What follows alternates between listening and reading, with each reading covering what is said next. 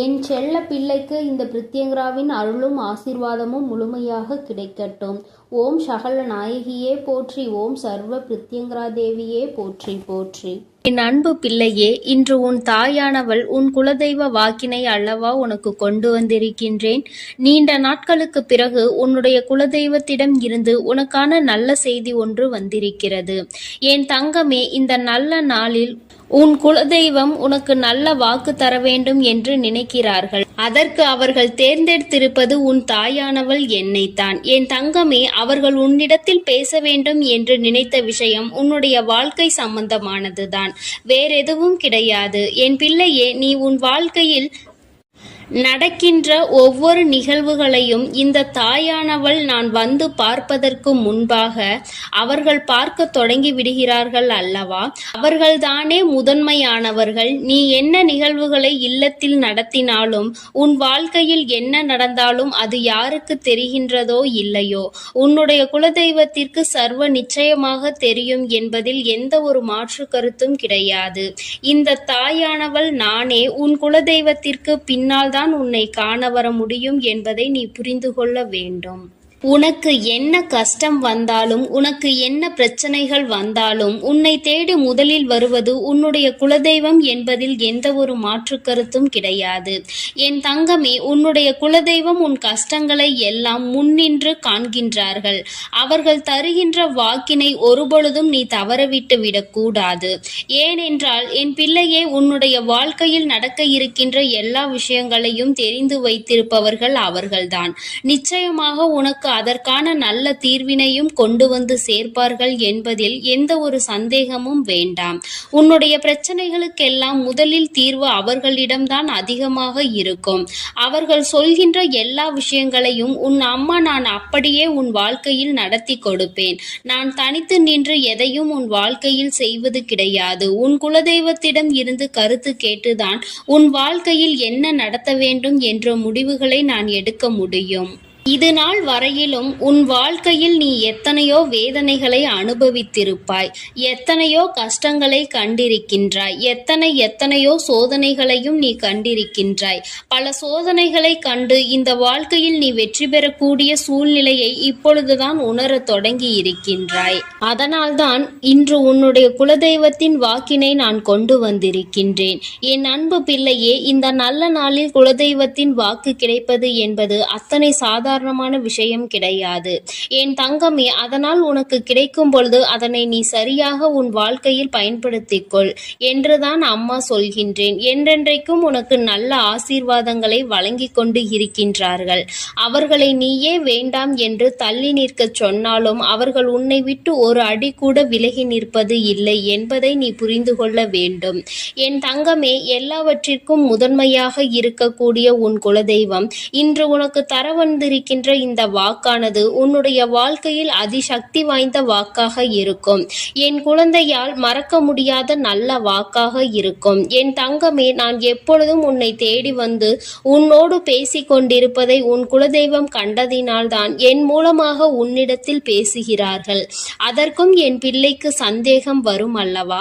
குலதெய்வம் என்னிடத்தில் பேச வேண்டியதுதானே, எதற்காக உன் மூலமாக என்னிடத்தில் பேசுகிறார்கள் என்ற சந்தேகம் உனக்கு வரத்தானே செய்யும். என் தங்கமே, உன்னுடைய சந்தேகத்திற்கான பதிலை நான் இப்பொழுதே உன்னிடம் சொல்லிவிடுகின்றேன். நீ என்னோடு அதிக அன்போடு இருப்பதனால் என் மூலமாக உன்னை காண வந்திருக்கின்றார்கள். அப்படியானால் ஒரே நேரத்தில் உன்னுடைய குலதெய்வத்தையும் உன்னுடைய இஷ்ட தெய்வத்தையும் கண்டுவிட்ட பலன் உனக்கு கிடைத்து விடும் அல்லவா? என் தங்கமே, இந்த தாயானவள் உன் வாழ்க்கையில் எந்த அளவிற்கு இடத்தை பிடித்திருக்கிறேன் என்பது நான் நன்கு உணர்ந்த விஷயம்தான். என் பிள்ளையே, நீண்ட நாளாக உன் தாயானவள் உன் வாழ்க்கையில் இருக்கின்ற ஒரு கஷ்டத்தை புரிந்துதான் அதற்கான தீர்வினை கொடுப்பதற்காக வந்திருக்கின்றேன். இனி இந்த வாழ்க்கையில் உனக்கு நல்லது நடக்கும் என்பதை நீ முழுமையாக நம்பிவிட்டாலே போதும். எல்லா கஷ்டங்களிலும் இருந்து உனக்கு நான் நிச்சயமாக ஒரு நல்ல நிலையை கொடுப்பேன். இதில் எந்த ஒரு மாற்று கருத்தும் கிடையாது. எல்லா சூழ்நிலைகளும் உன் வாழ்க்கையில் மாறிவிடும். குலதெய்வம் இன்று உனக்கு தருகின்ற வாக்கினை சரியாக கேட்டுக்கொள்.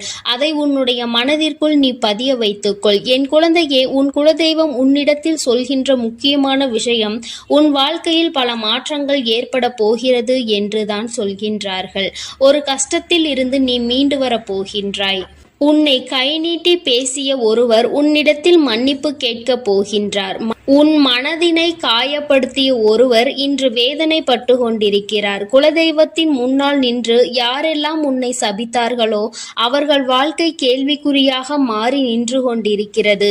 இப்படி ஒவ்வொருவரும் அவர்கள் வாழ்க்கையில் செய்திருக்கின்ற விஷயங்களை கண்டு மனம் வேதனைப்பட போகின்றார்கள். உனக்கு வாழ்க்கையில் கஷ்டம் வந்துவிட்டது என்று எண்ணி வருத்தப்படாமல், என் பிள்ளையே, இனி உன் வாழ்க்கையில் நடப்பது எல்லாமே உன் சந்தோஷத்தை மட்டுமே அடிப்படையாக கொண்டது என்பதை நீ புரிந்து கொண்டால் போதும். என் பிள்ளையே, இந்த வாழ்க்கை உனக்கு கொடுத்தது எல்லாமே இனி உன்னுடைய மனநிலையில் சந்தோஷத்தை கொண்டு வந்து கொடுக்கும் என்பதை நீ புரிந்து கொண்டால் போதும்.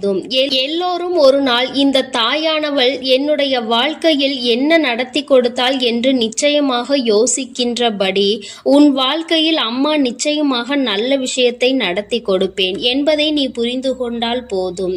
இப்பொழுதெல்லாம் இந்த வாழ்க்கையில் நீ பட்ட கஷ்டங்களுக்காக வேதனைப்பட்டு நின்றாயோ, அந்த நேரத்தில் எல்லாம் உன் குலதெய்வமும் உன் தாயானவள் நானும் உன்னை காக்க வந்திருக்கிறோம் என்பதை ஒரு நாளும் நீ மறந்துவிடக் கூடாது. ஒரு விஷயம் தவறு என்று தெரிந்துவிட்டால் அதை ஒரு நாளும் என் பிள்ளை நீ செய்ய துணியாதே. அதே நேரத்தில் ஒரு விஷயத்தை செய்யும் பொழுது அது உனக்கு சரி என்று தோன்றிவிட்டது என்றால் யார் சொன்னாலும் அதன் பிறகு அதை நீ நிறுத்தி விடாதே. நல்லபடியாக அதை செய்து நீ வெற்றி பெறுவதற்கான முயற்சிகளை எடுத்துக்கொள்ள வேண்டுமே தவிர ஒரு நாளும் என் பிள்ளை இந்த வாழ்க்கையில் நீ அடைய நினைக்கின்ற விஷயங்களை அடையாமல் விட்டுவிடக் கூடாது. உன்னுடைய முயற்சி இந்த வாழ்க்கையில் அதிகமாக இருப்பது போல இனி உன் வாழ்க்கையில் நடப்பது எல்லாமே உன் சந்தோஷத்தை மட்டுமே அடிப்படையாக கொண்டது என்பதனை நீ புரிந்து நடந்து கொள்ள வேண்டும். உனக்கு என்றென்றைக்கும் உன்னுடைய குலதெய்வம் துணை இருக்கின்றது என்பதை புரிந்து கொண்டு உனக்கு எந்நாளும் இந்த தாயானவளின் உடைய ஆசீர்வாதங்கள் இருக்கும் என்பதை நினைவில் வைத்து கொண்டு நீ செய்ய நினைக்கின்ற விஷயங்கள் எல்லாவற்றையும் சரியாக செய்து கொண்டு இருக்க வேண்டும். என் தங்கமே, என்றெல்லாம் இந்த தாயானவள் உன் வாழ்க்கையில் வருகின்றாரோ என் தங்கமே, என்றெல்லாம் இந்த தாயானவள் உன் வாழ்க்கையில் வருகின்றாளோ அன்றெல்லாம் என் கூட உன்னை காண உன் குலதெய்வமும் வருகிறார் என்பதை நீ மறந்துவிடக் கூடாது. என் பிள்ளையே, எந்த விஷயங்களை உன் வாழ்க்கையில் செய்வதாக இருந்தாலும் நாங்கள் இருவரும் கலந்து ஆலோசித்துதான் உனக்கு செயல்படுத்துவோம் என்பதையும் நீ நினைவில் வைத்துக்கொள்ள வேண்டும். என் பிள்ளையே, நீ கேட்பதை தெளிவாக கேட்க வேண்டும். அப்பொழுதுதான் உனக்கு கொடுக்கின்ற தெய்வங்களும் எதையும் யோசிக்காமல் கொடுக்கும் என்பதை நீ புரிந்து கொள்வாய். எதையும் கண்மூடித்தனமாக உனக்கு கிடைக்க வேண்டும் என்று நீ நினைத்து கொண்டிருந்தால் நிச்சயமாக அது உன்னை வந்து சேராது. உனக்கு பிறகு அதனால் நீ படுகின்ற கஷ்டங்களை நாங்கள் வேடிக்கை பார்க்க முடியாது. எதை கொடுக்க வேண்டுமோ அதை சர்வ நிச்சயமாக உனக்கு நாங்களே தேடி வந்து கொடுப்போம் என்பதில் எந்த ஒரு மாற்று கருத்தும் கிடையாது. என் தங்கமே, இந்த வாழ்க்கையில் உனக்கு நடந்துவிட்ட எல்லா விஷயங்களிலும் இருந்து நீ நல்லபடியாக மீண்டு வரப் போகின்றாய். அவர் உன் வாழ்க்கையில் உனக்கு கஷ்டங்களை கொடுக்கிறார் என்று நீ நினைத்து விடாதே.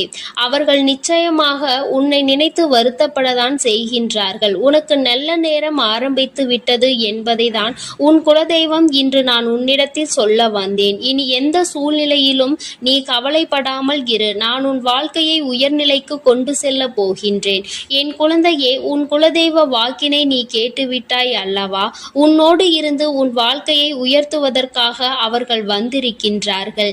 இனி ஒருபோதும் என் பிள்ளை நீ தடம் புரண்டு சென்று விடாதே. நல்லது நடக்கின்ற நேரத்தில் உன் குலதெய்வம் உன்னை காண வந்திருக்கிறது என்றால் என் பிள்ளையே, இனி இந்த வாழ்க்கையில் என்றென்றைக்கும் உனக்கு சந்தோஷம் மட்டுமே நிலைத்திருக்க போகிறது என்பதை நீ புரிந்து கொண்டு விட்டால் போதும்.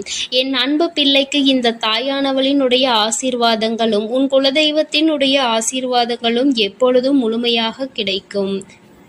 என் தங்கமே, அதனால் நீ எதற்காகவும் கலங்காதே, எதை நினைத்தும் வருந்தாதே. நீ நல்லதையே நினைத்தால் உன் வாழ்வில் எல்லாம் உனக்கு நல்லதாக மட்டுமே நடக்கும். என் அன்பு பிள்ளையே, நீண்ட நாட்களுக்கு பிறகு உன்னுடைய குலதெய்வத்திடம் இருந்து அவசரமான செய்தி ஒன்று உன்னுடைய வாழ்க்கை சம்பந்தமாக என்னிடத்தில் வந்திருக்கின்றது.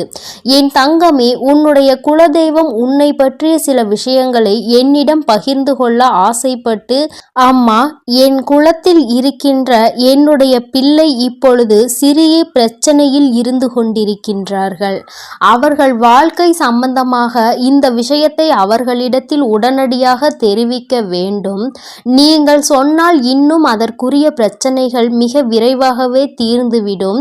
நீங்களும் இந்த பிரச்சனைகளை பற்றி அறிந்திருக்கிறீர்களா என்று ஒரு முறை என்னிடம் கேட்டு தெரிந்து கொள்ளுங்கள் என்று என்னிடத்தில் வந்து சொன்னார்கள். என் தங்கமே, இந்த பிரச்சனைகள் எல்லாம் உன் வாழ்க்கையில் நடப்பது உண்மைதானா என்று அம்மா சொல்வதை ஒரு முறை கேட்டால் உனக்கு நிச்சயமாக புரிந்துவிடும். இப்பொழுது உன் வாழ்க்கையில் என்ன நிலையில் இருந்து கொண்டிருக்கின்றது, இனிமேல் உன் வாழ்க்கையில் என்ன நடக்கப் போகின்றது என்று உன்னுடைய குலதெய்வம் ஒவ்வொரு முறையும் என்னிடத்தில் வரும்பொழுது ஏதாவது ஒரு விஷயம் உன்னை பற்றி மட்டுமே சொல்ல வருகின்றார்கள். நீண்ட நாட்களுக்கு பிறகு அவர்கள் வரும்பொழுது நான் புரிந்து கொண்டேன். இத்தனை நாட்களும் என் குழந்தை உன் வாழ்க்கையில் நடந்த பிரச்சனைகள் எல்லாம் அத்தனை சாதாரணமானதாக இல்லை. இவற்றை எல்லாம் ஏதோ ஒன்று சேர்த்து கொண்டு வந்துதான் உன் உடம்பில் பல பிரச்சனைகளை ஏற்படுத்தி கொண்டிருக்கின்றது. இப்பொழுது என் முன்னால் அவை எல்லாம் நின்று கொண்டிருக்கிறது என்பதை நான் புரிந்து கொண்டேன். அவர்கள் என்னுடைய உதவியையும் கேட்டிருக்கின்றார்கள். ஏனென்றால் உனக்கிருக்கின்ற பிரச்சனைகள் அத்தனை பெரிது. மிகவும் எளிதாக அது தீர்ந்துவிடக் கூடியதாக இல்லை. அதனால்தான் உன்னுடைய வாழ்க்கை அழிந்துவிடக் கூடாது என்பதற்காக என்னிடத்தில் இதை உடனடியாக தெரிவிக்க வந்திருக்கின்றார்கள். நிச்சயமாக இந்த பிரச்சனையை என்னால் தீர்த்து தர முடியும் என்று நான் புரிந்து கொண்டேன்.